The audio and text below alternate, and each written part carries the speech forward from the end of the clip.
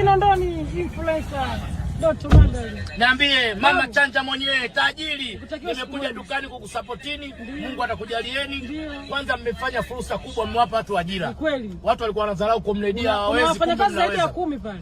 Umeona? Na watu wanalipwa mshahara 3 laki 4 kila mtu. Kwa hiyo Comredia sasa hivi na support Comredia wanaweza. Kwa hiyo watu heshimu sisi influencer tunaopiga kelele mitandaoni. Amina. Kuna watu wana elimu hawajafungua mall kama hiyo. Hatuwasemi vibaya lakini sasa tunakuonyesheni maisha. Usimdharau usomjua. Usimdharau anafaa. Umekumbuka maneno yangu? Asofaa kafaa Wema Akiba. Leo Mama Chanja na Asma wana mall lao na wametoa ajira kwa jamii. Amina baba. Kwa nini usiwasupport watu kama hao? Poa.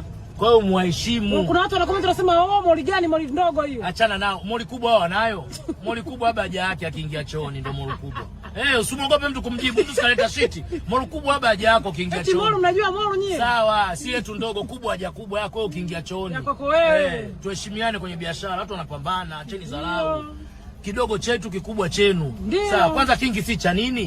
Kingi kitatulevya. Sisi tushazoea kidogo. Kafungue mall kubwa lako. Unaweza kukodisha uwanja mall kubwa. Hao ndo paka mwana watu mbele. Ndio ndiye mtakwambieni visu vya mkunjo. Kwani uzarau kazi ya mwenzio? Basi wewe kisu cha mkunjo.